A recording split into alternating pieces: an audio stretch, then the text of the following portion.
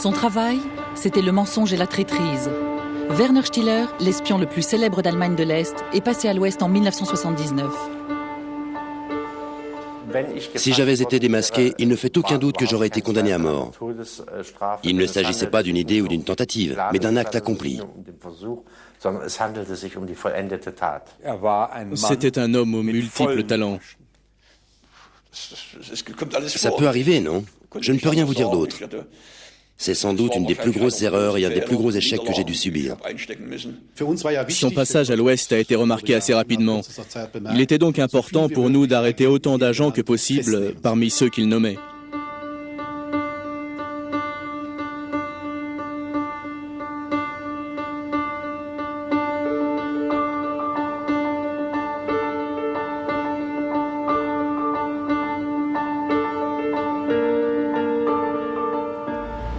Werner Stiller, responsable des agents et secrétaire du parti au service des informations de la Stasi, travaille également depuis 6 mois en tant qu'espion pour le compte du service de renseignement fédéral. Début janvier 1979, le contre-espionnage est-allemand est à ses trousses. Ses diverses relations féminines ont également éveillé la curiosité de ses collègues. Le 18 janvier, Stiller tente de passer la frontière à la gare Friedrichstraße. Il porte un ordre de mission falsifié. C'était un soir, vers 21h30. Il faisait un froid glacial et il y avait de la neige partout. Je suis rentré dans la gare où il faisait bien chaud et je suis passé devant le surveillant ou le contrôleur qui, bien sûr, était un membre de la Stasi et qui m'a sûrement reconnu parce que je passais régulièrement par là. Il a regardé mes papiers et au bout d'un moment, il a dit « Vous pensez que ces papiers sont correctement remplis ?» J'ai répondu « Bien sûr. D'ailleurs, ce n'est pas moi qui les ai remplis. » Il m'a dit « Ce papier doit mentionner le motif de votre déplacement. Et il doit aussi y avoir vérification des bagages effectués, entre parenthèses. » Je lui ai demandé depuis quand c'était comme ça et il m'a dit que c'était effectif depuis le 1er janvier. Et là, j'ai rétorqué « Notre secrétaire est tellement bête qu'il lui faudra bien 1 an pour retenir ça. » Alors il m'a répondu « C'est bon, mais pensez-y pour la prochaine fois. » Puis il a appuyé sur un bouton, la porte s'est ouverte et je suis passé dans la partie ouest de la gare. 10 minutes plus tard, il est en sécurité. Au cours de la même nuit, il se rend à Cologne, où des membres du contre-espionnage fédéral l'interrogent sans relâche. Stiller vide son sac. Une cellule de crise, mise en place par le président de l'Office pour la protection de la Constitution, procède immédiatement à des arrestations. Une dizaine d'espions qui étaient sous la responsabilité de Stiller se font ramasser. Soudain, ils m'ont montré une photo et m'ont demandé si je connaissais cet homme. J'ai dit « Bien sûr, c'est Mischa. »« En êtes-vous sûr ?» Et je leur ai dit, évidemment, je l'ai vu encore hier. Puis ils ont encore insisté. Je vous dis que je l'ai vu encore hier. Je le connais depuis plusieurs années. Ils sont partis et 10 minutes plus tard, ils sont revenus avec la même photo et m'ont redemandé si je connaissais cet homme. Ils m'ont fait ce coup au moins 10 fois. Un collègue est venu me voir et m'a dit « Monsieur Ehlenbreich, vous êtes au courant de ce qui s'est passé ?» J'ai répondu « Non, que s'est-il passé ?» Il me dit « Savez-vous qui nous avons démasqué? Qui nous avons pu identifier grâce à l'aide de Werner Stiller ?» Non, qui donc? Et il me répond « Markus Wolf, vous savez, l'homme sans visage. Nous avions bien une photo dans nos archives, mais ce n'était pas lui. Pour nous, c'était un très gros coup. » Dès le lundi suivant, la photo du chef des espions apparaît en couverture du Spiegel.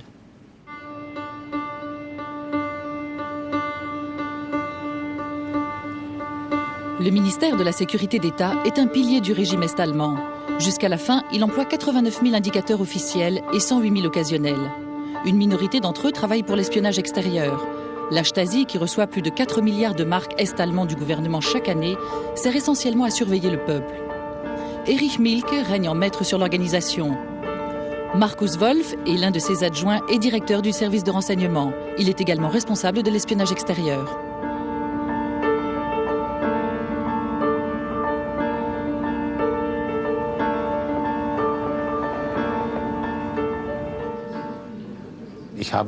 Je considérais cela comme une mission politique confiée par la direction du parti. Il n'y avait pas à discuter. Pour moi, ce n'était pas une composante de l'appareil de répression.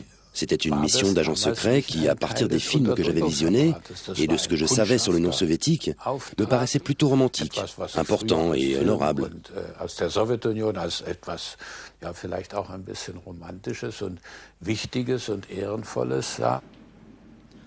L'Ouest est infiltré par les meilleurs agents est-allemands. Gabriel Gast compulse les rapports hebdomadaires du chancelier de Bonn. Elle en donne toujours une copie à Markus Wolf. Pendant 20 ans, Egon Streffer vole une quantité incroyable de documents dans le service de protection des brevets du Bureau d'études de l'armée fédérale pour les donner au service de renseignement militaire de la RDA.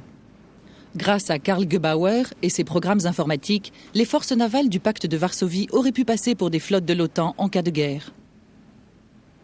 L'Est est également bien renseigné sur l'armée de l'air.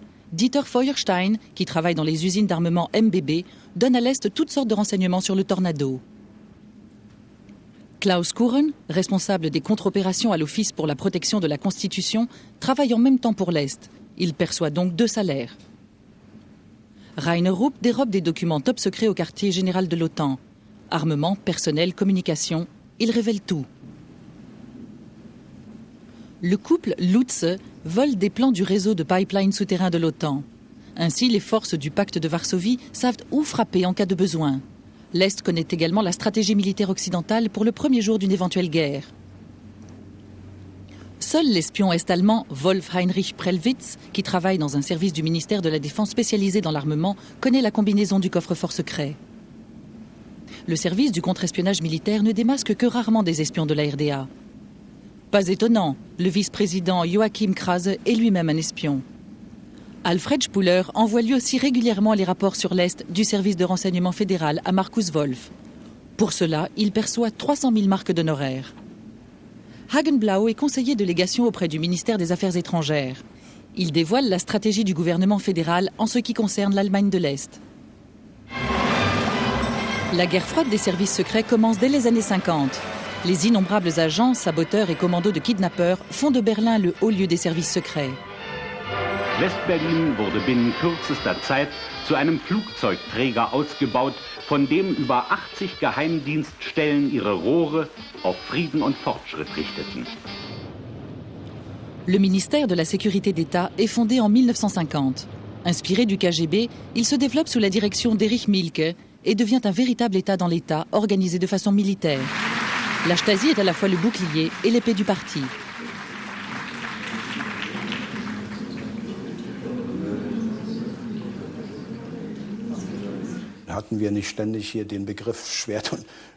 Nous n'avions pas constamment le concept le bouclier et l'épée à la bouche. On en parlait beaucoup moins que maintenant.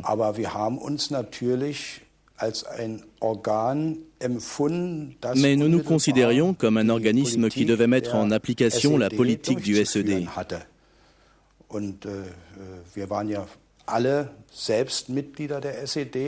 Nous étions tous membres du SED et pour la plupart d'entre nous, nous avons agi en connaissance de cause. Les opposants au régime sont sévèrement punis. Der Staatsanwalt verließ die Anklage gegen 7 Agenten imperialistischer Geheimdienste. Das oberste Gericht sprach das Urteil. Der Angeklagte Lehmann zum Tode. Van Ackern zu lebenslänglich Zuchthaus. Koch zum Tode. Das beruhte natürlich auf Cela reposait sur certains, principes théoriques ou politiques, selon lesquels, une fois que la classe ouvrière a obtenu le pouvoir, elle ne doit plus le lâcher. La Stasi s'inspire des méthodes du chef légendaire de la Tchéka soviétique, répandre la terreur et obtenir beaucoup d'informations pour se maintenir au pouvoir. Wir müssen alles erfahren. Es darf an uns nichts vorbeigehen. Und das machen manche leider noch nicht. Die merken das noch nicht einmal, Genossen, einige unter uns. Die begreifen das noch so gar nicht richtig. Das ist eben die Dialektik des Klassenkampfes, der Arbeit des Tschekisten. Le service de renseignement fédéral est basé à Pullach, une banlieue isolée de Munich. Environ 7000 personnes s'y efforcent de recueillir des informations sur la RDA. C'est un travail bien payé. Les employés reçoivent même une prime de risque, bien qu'aucun d'entre eux n'ait jamais été envoyé à l'Est en mission d'espionnage. Ce service est issu de l'organisation Gehlen, du nom de son fondateur. Hitler-General Reinhard Gehlen. Er glaubt in seiner verbarrikadierten Geisterstadt ungestört und unbehelligt zu bleiben. Depuis les années 50, la Stasi tente de placer des agents à des postes clés en Allemagne de l'Ouest.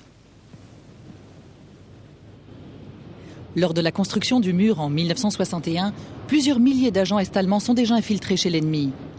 Au-dessus de tout soupçon, ils sont rarement démasqués par le contre-espionnage ouest-allemand et peuvent ainsi accomplir leur mission en toute tranquillité.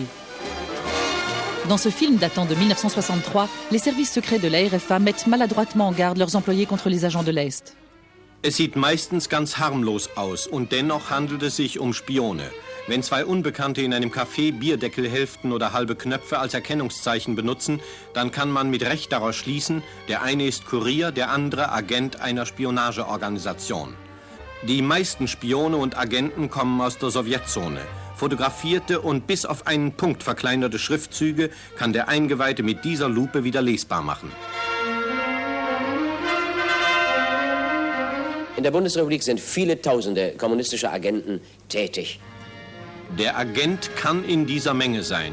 Sein besonderes Merkmal ist seine für uns alle gefährliche Unauffälligkeit. Leur grand nombre a joué à leur avantage. Le fait que ces services totalitaires aient tant d'employés, tant de contacts.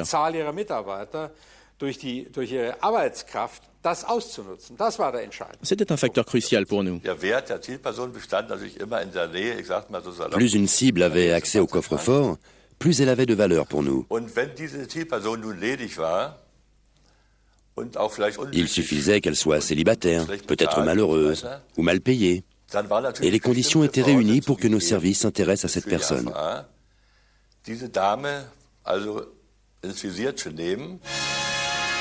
De nombreuses secrétaires ont accès au coffre-fort. Certaines sont démasquées dans le courant des années 70. C'est une grande réussite pour le service de renseignement de la RFA. Meine Damen und Herren, guten Abend. In Bonn zeichnet sich ein neuer Spionagefall ab. Im Verdacht steht Helga Rüdiger. Diesmal ist möglicherweise ein Agentenring aufgeflogen.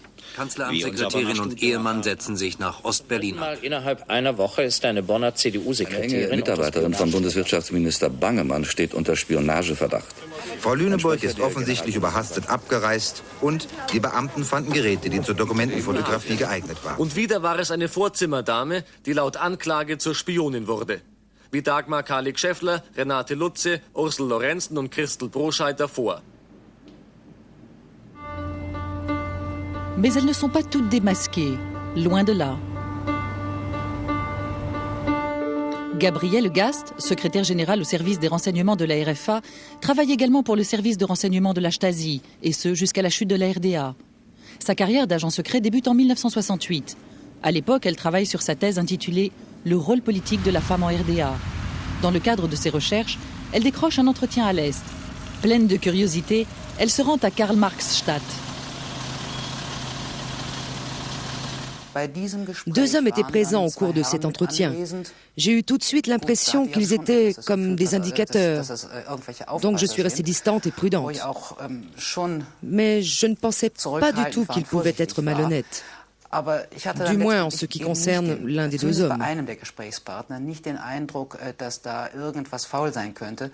Plus tard, j'ai fait un autre voyage à Karl-Marx-Stadt afin de poursuivre mes recherches. J'ai commencé à avoir des contacts de type plus personnel avec l'un des deux hommes, Karl-Heinz Schneider. Vous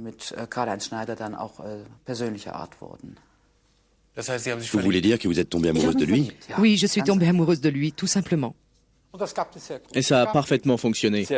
Il y avait beaucoup de gens dans cette situation, des gens un peu malheureux pour qui le Roméo, le faux amant, jouait un rôle déterminant. Ces hommes étaient des professionnels expérimentés qui savaient exactement comment s'y prendre. Ils savaient qu'il ne fallait pas avoir l'air trop passionné, mais plutôt galant, qu'il fallait inviter la femme, maintenir ses distances afin d'arriver au point où ils sont le seul homme à qui elles peuvent tout confier.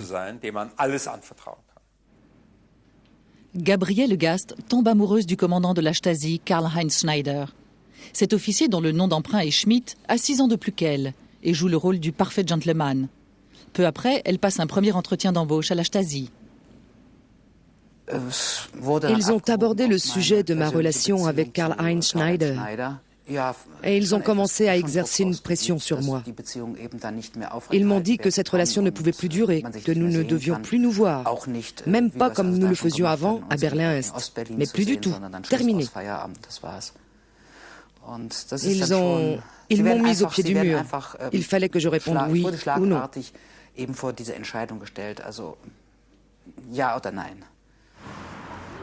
Elle accepte.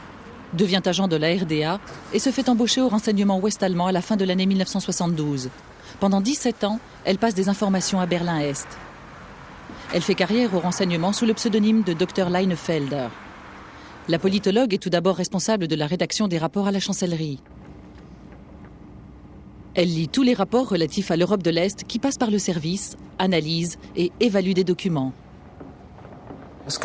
À 2 reprises, mes contacts avec la Stasi ont failli s'interrompre. La première fois, c'était quand j'ai eu une relation avec un autre homme. J'étais vraiment sur le point de lui dire toute la vérité. La seconde fois, c'était quand j'ai adopté un enfant. Et pourtant, malgré cet homme et cet enfant, elle ne renonce pas à son travail d'agent. Au début des années 80, la double résolution de l'OTAN et le débat sur l'augmentation du potentiel militaire enflamment le climat politique allemand. Des centaines de milliers de pacifistes protestent contre la politique du gouvernement fédéral. Gabriel Gast continue à travailler pour l'État des travailleurs et des ouvriers, par conviction. Je me suis retrouvée prise dans un conflit politique incroyable, car la situation avait énormément changé. Dans ce contexte, j'ai postulé pour entrer au SED.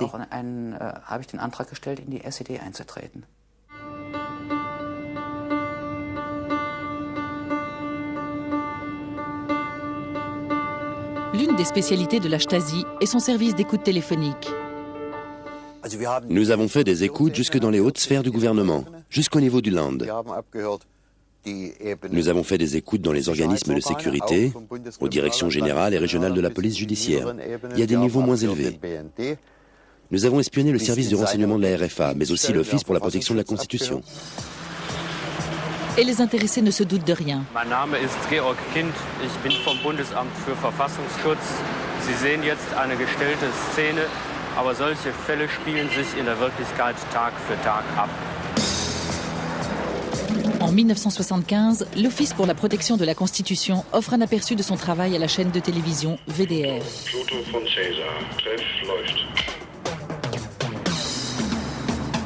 L'Office du contre-espionnage ouest-allemand observe les activités des agents de l'Est.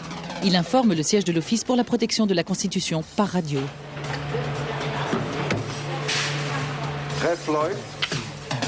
Mais la Stasi les écoute elle aussi. Elle épie les observateurs discrètement et sans prendre de risques. Ces groupes communiquaient par radio et nous pouvions la capter.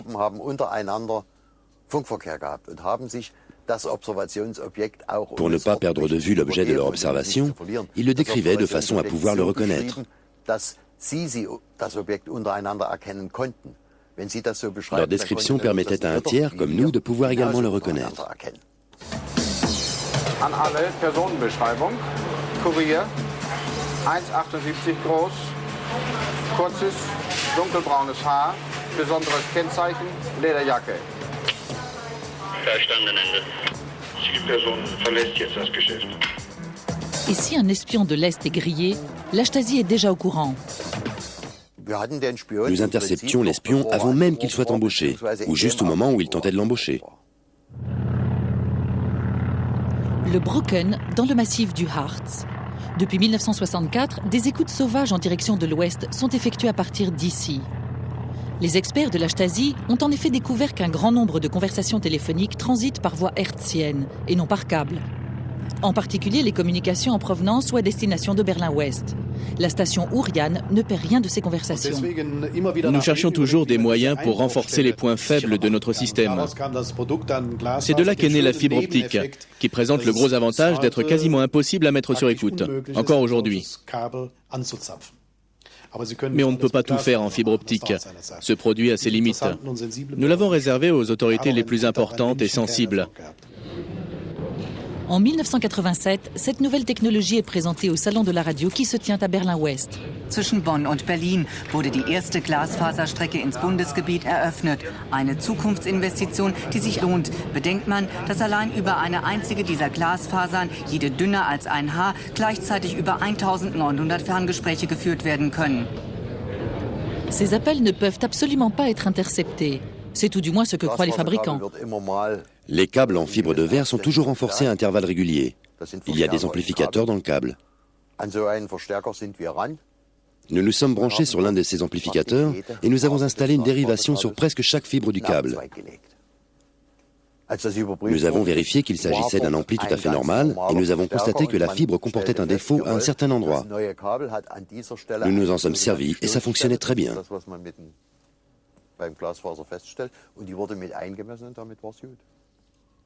Personne n'a jamais rien remarqué? Non. L'Est ne se contente pas de recueillir et évaluer des informations. Il tente également de se mêler de la politique. Par exemple, lorsqu'une motion de censure est déposée contre Willy Brandt. Ruhe bitte! Der Bundestag wolle beschließen. Der Bundestag spricht Bundeskanzler Willy Brandt das Misstrauen aus und wählt als seinen Nachfolger den Abgeordneten Dr. Rainer Barzel zum Bundeskanzler der Bundesrepublik Deutschland. Il était clair pour nous et notre direction qu'il fallait absolument sauver Willy Brandt. C'était la mission prioritaire de tout le service de renseignement et de la Stasi. Markus Wolf a exigé de tous les chefs de service qu'ils fassent du sauvetage de Willy Brandt leur objectif numéro 1.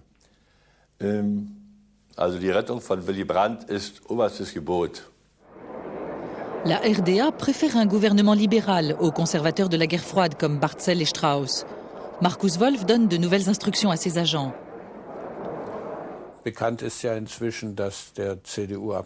Nous avons versé 50 000 marks au député Steiner de la CDU, qui, disons-le, n'était pas une source très importante pour mon service.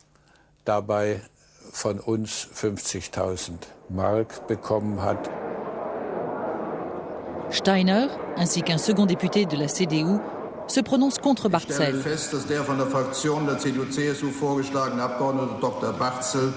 Die Stimmen der Mehrheit der Mitglieder des Deutschen Bundestages nicht erreicht hat. Der Antrag der Fraktion der CDU-CSU Le chancelier du SPD est sauvé. La RDA compte sur Brandt et sa politique de détente. Leur but suprême, la reconnaissance totale de la RDA par la RFA. La Stasi tente d'influencer les décisions politiques de Bonn grâce à ses agents. Les renseignements de l'Est réussissent dans leur entreprise. Ils parviennent à placer un de leurs espions, Günther Guillaume, au sein de l'équipe de Willy Brandt. Même en vacances, il n'est jamais bien loin du chancelier. Le principe de base était d'obtenir un accès.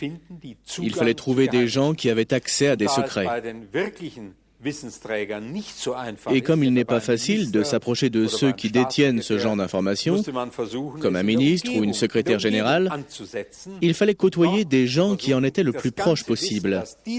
Et de là, essayer de soutirer le maximum de renseignements. Hier ist das deutsche Fernsehen mit der Tagesschau.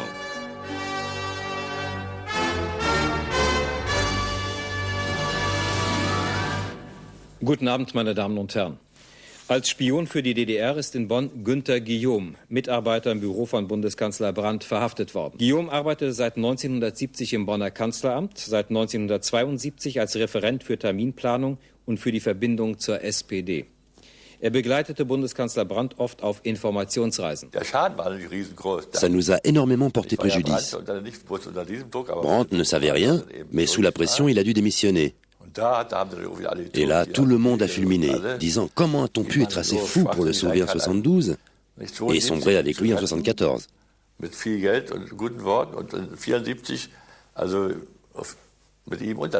Günther Guillaume est libéré après 7 années de prison. Generaloberst Wolf nimmt den Heimgekehrten in Empfang. Zwei Männer, die sich lange nicht gesehen haben und doch stets voneinander wussten. Cette scène est montée de toutes pièces pour la propagande. Guillaume déteste Markus Wolf pour toutes les années qu'il a passées en prison. Willkommen daheim. Danke dir für alles. Wir danken dir, Günther. Erstmal herzlich willkommen. Alles Gute zu Hause. Gut, dass die lange Zeit nun endlich zu Ende ist. Le pont de Glienicke, qui relie Berlin-Ouest et Potsdam en RDA, est le théâtre d'échanges d'agents entre l'Est et l'Ouest. En 1962, le célèbre espion soviétique Rudolf Abel y est échangé contre le pilote d'avion espion américain Gary Powers. À l'époque, l'avocat Wolfgang Vogel dirige les négociations pour le bloc de l'Est. Ces agents étaient emprisonnés aux États-Unis. Je leur ai rendu visite dans des centres de détention et je les ai mis dans des avions du FBI, bien évidemment. Et on ne leur avait absolument pas dit ce qui se passait. Ils se demandaient toujours si tout se passerait bien.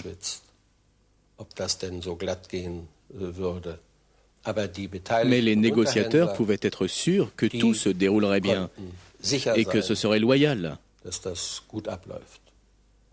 C'était toujours loyal. 11 février 1986. Les Soviétiques veulent échanger le défenseur des droits civiques Anatoly Sharansky comme un espion tout à fait normal contre 5 espions de l'Est.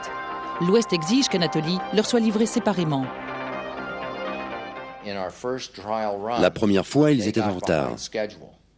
J'ai donc traversé le pont et rejoint le côté est allemand et russe. Vogel était en train de s'expliquer avec les Russes.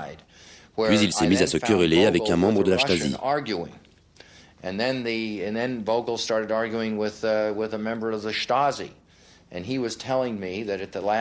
Vogel m'a dit que les Russes et la Stasi avaient changé d'avis et qu'ils ne voulaient plus libérer ces gens. Je lui ai répondu, dites-leur que si l'affaire n'est pas conclue dans 5 minutes, on laisse tout tomber. La menace de Richard Burt fonctionne. Les deux parties parviennent à un accord et l'Ouest libère 5 agents. Cet événement reste tabou pour les caméras occidentales. Mais en RDA, c'est un grand coup médiatique pour le ministère de la Sécurité d'État. Eine wesentliche Voraussetzung dafür, dass Kundschafter freigekämpft werden können, sind und bleiben hervorragende Erfolge bei der Bekämpfung imperialistischer Geheimdienste, aller feindlichen Stellen und Kräfte, die Entlarvung und Festnahme feindlicher Agenten. Dans le cas de Sharansky, l'Est avait trouvé un autre stratagème. J'ai vu ce petit homme emmitouflé dans un manteau beaucoup trop grand pour lui. Il venait vers nous avec l'ambassadeur américain. Coming across from the other side with the U.S. ambassador, and we put him in the car. Nous l'avons fait entrer dans une voiture. Et il a commencé à se plaindre quand il a vu tous les photographes.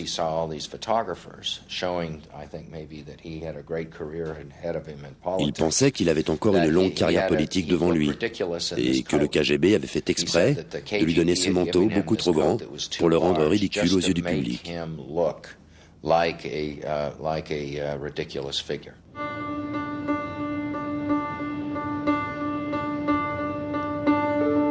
Dans le courant des années 70, la Stasi devient de plus en plus puissante. Le ministre Erich Mielke est au sommet de sa carrière. Il intègre le bureau politique.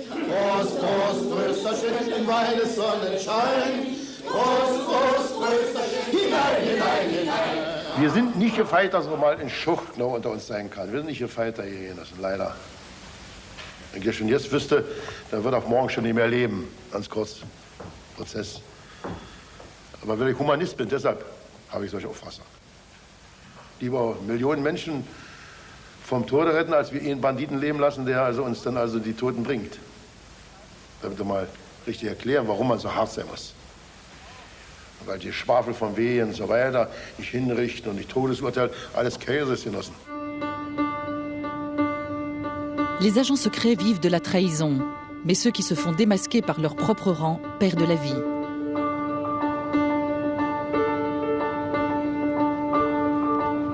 Egon Glombik travaille pour la Stasi à Cottbus. Parallèlement, il est espion pour le compte du service de renseignement ouest-allemand. L'agent double est exécuté en 1975. Mon père a été tout d'abord officier, préposé aux interrogatoires. Et là, il a fait l'expérience des méthodes de la Stasi. On frappait les gens jusqu'à ce qu'ils s'évanouissent, et ensuite on les abandonnait. Il a remarqué que les discours du gouvernement de la RDA ne correspondaient pas à leurs actions, qu'ils piétinaient les droits de l'homme. Il en a tiré ses propres conclusions et s'est mis à haïr la Stasi.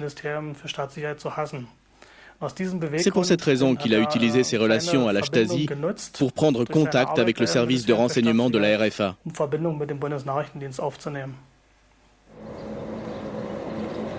Ces photos sont extraites du dossier d'enquête. La prise de contact a lieu par la poste. Glombik envoie des lettres cryptées à des adresses de couverture qu'il connaît par son travail. Il lui faudra 1 an et de nombreuses lettres pour que les renseignements lui fassent enfin confiance. Golombik leur révèle tout ce qu'il sait sur la Stasi. Mais avant que les agents de l'Ouest ne puissent l'interroger de façon plus approfondie, il a déjà le contre-espionnage de la RDA à ses trousses. Nous avions des indicateurs dans les bureaux de poste, ou bien certaines lettres passaient par nos bureaux. Quand une lettre était destinée à l'Ouest, et en particulier à cette zone où se concentraient ces boîtes aux lettres, elle était examinée avec attention. Et à partir de certains signes extérieurs, nos employés pouvaient trier les lettres qui leur paraissaient douteuses. Il a commis l'erreur de ne pas avoir dicté ces lettres. Au lieu de cela, il les a écrites lui-même. Et pour des experts, il était très facile de reconnaître l'écriture de telle ou telle personne. Golombik est épié, arrêté et interrogé pendant des semaines. Il avoue tout. Il n'y a pas de pardon pour les dissidents du parti, de l'armée ou de la Stasi. L'affaire est tenue secrète. Seule sa famille la plus proche a le droit de lui rendre visite. Il lui avait coupé les cheveux. Je lui ai dit, tu as l'air mieux avec les cheveux courts. Il m'a dit, oui, et j'arrive à nouveau à manger un peu. Et je peux me coucher de temps en temps. Vous imaginez être en cage toute la journée? Mon Dieu, il avait une mine abominable. Il l'avait tellement frappé qu'il était couvert de bleu.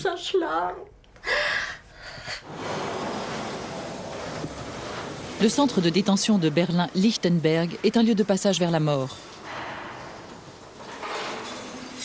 Egon Golombik attend sa condamnation dans une de ces cellules.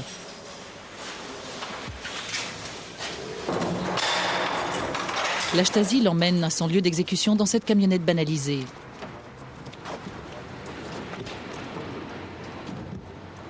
Caché derrière un rideau et une porte sécurisée et enfermé dans une cage, Egon Golombik roule vers la mort.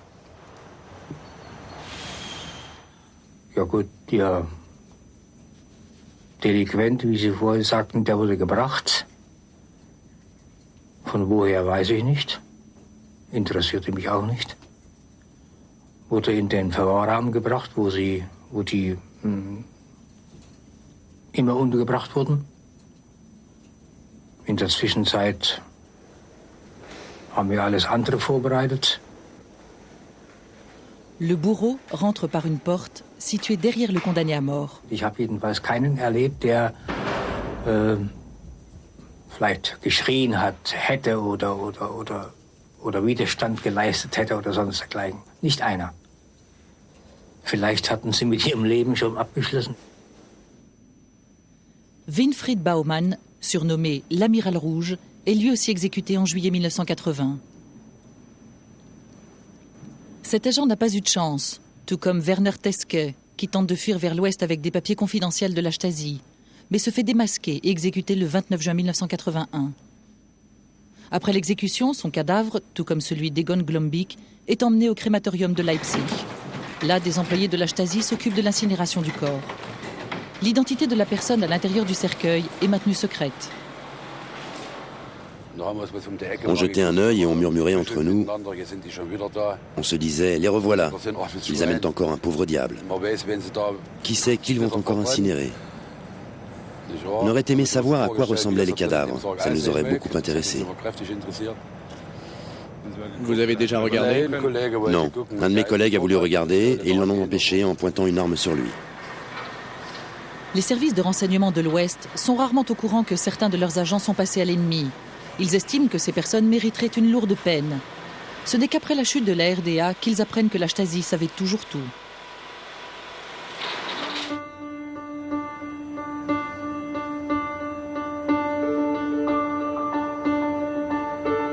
Au début des années 80, la réalité de la frontière entre les deux Allemagnes est de mieux en mieux acceptée à l'Ouest.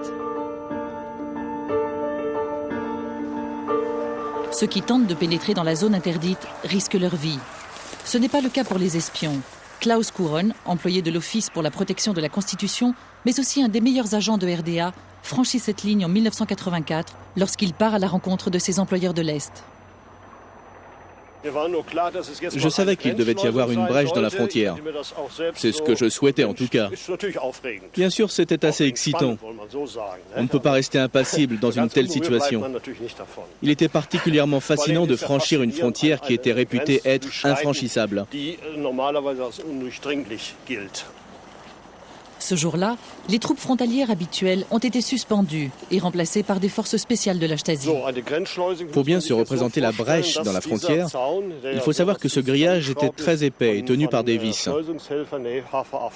Des experts de la Stasi avaient préparé le terrain. Ces vis avaient été desserrées et ils avaient préparé une planche de bois d'environ 80 cm de long.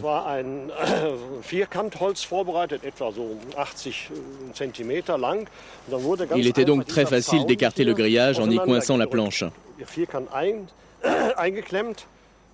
Ils avaient mis une couverture en laine pour que je ne me blesse pas sur les bords pointus.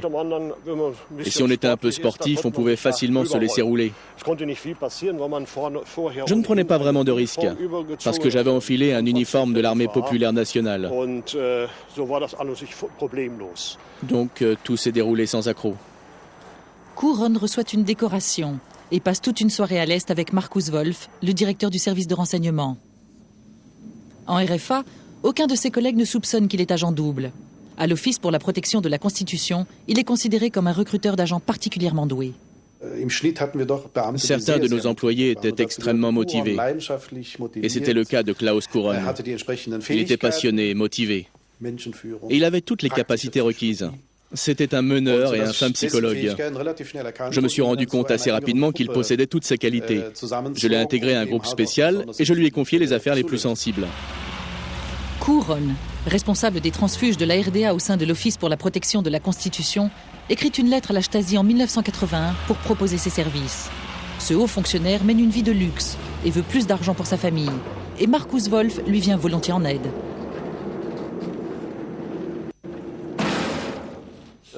C'était l'aboutissement d'un long processus, marqué par le mécontentement en ce qui concernait ma situation politique et économique.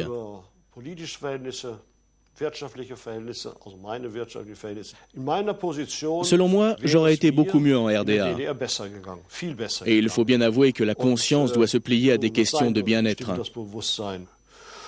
Tout le monde aimerait travailler pour une bonne entreprise qui garantit une grande qualité. Il faut bien dire que c'est comme ça dans tous les métiers.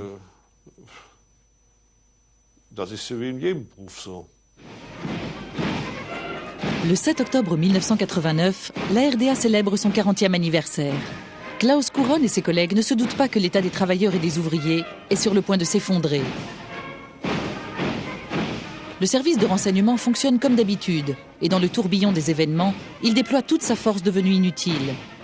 Le nouveau gouvernement de RDA, mené par Hans Modrow, décrète la dissolution du ministère de la Sécurité d'État en décembre.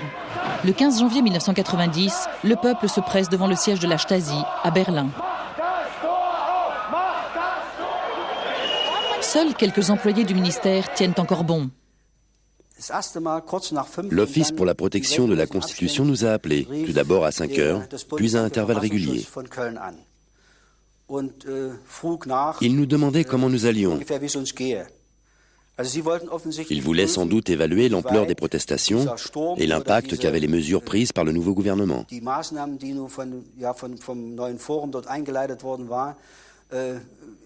Il voulait peut-être aussi savoir s'il restait encore des employés dans le bâtiment ou tout simplement s'assurer que nous étions encore en vie. Personne n'est blessé cette nuit-là.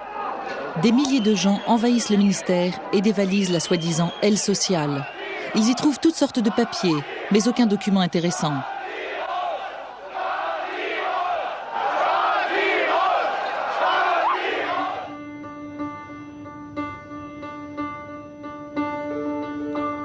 Les agents des renseignements réussissent le tour de force de ne pas être emportés dans le tourbillon de la dissolution de la Stasi. Chacun fait comme s'il n'en avait jamais fait partie et se débrouille tout seul. La chute de la Stasi constitue aussi l'apogée de la trahison. Countermen, c'est le surnom que l'on donne aux anciens employés de la Stasi qui se livrent à l'ennemi d'autrefois. C'est le cas de plusieurs gros pontes de l'organisation. Werner Reusch, par exemple, passe en secret à l'Office pour la protection de la Constitution. Il y retrouve Klaus Couronne, espion de la Stasi et agent double. Il est arrivé avec un employé de l'administration régionale qui a dit « Voici Monsieur Reutsch ». Et j'ai dit « Ah, bienvenue, camarade Reutsch », ou quelque chose comme ça. J'essayais d'entrer, de créer une ambiance agréable. Je lui ai demandé s'il voulait boire quelque chose. Nous nous sommes rapidement mis d'accord pour nous tutoyer et nous appeler par nos prénoms.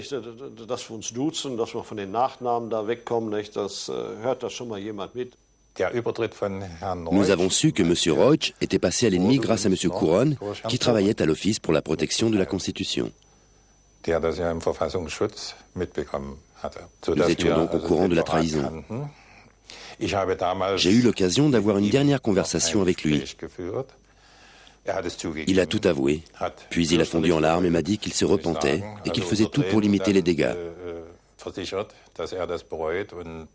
Mais il n'y avait pas grand-chose à limiter, car les sources les plus importantes qu'il connaissait étaient déjà derrière les barreaux.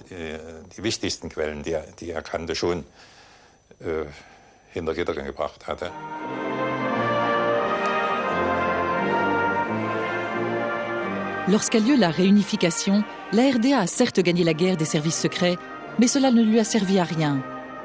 Le service de renseignement réussit un tout dernier coup de maître. Ses dossiers et ses agents disparaissent et Markus Wolf déménage à Moscou. 2 jours plus tard, alors que l'Allemagne est à nouveau un pays uni, un général de la Stasi dénonce Klaus Couronne à l'ouest. L'agent double, qui n'a jusqu'à présent pas été démasqué, a vent de cette trahison et se rend à Berlin-Karlhorst.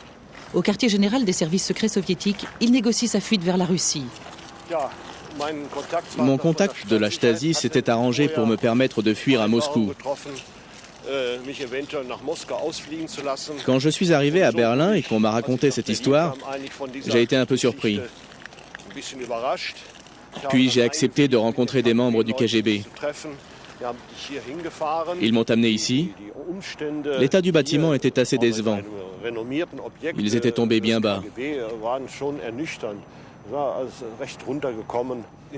Dans la salle où on m'a emmené, il faisait un froid glacial et le mobilier était vraiment affreux. Ça m'a un peu déprimé. Vous n'imaginiez pas le socialisme comme ça? Pas sous cette forme, non. Personne ne l'imaginait comme ça. Couronne se rend aux enquêteurs allemands et il est condamné à 12 ans de prison. Les dossiers qui ont servi de preuve ne sont pas disponibles, car la liste des agents de la RDA appartient désormais aux services secrets américains, la CIA.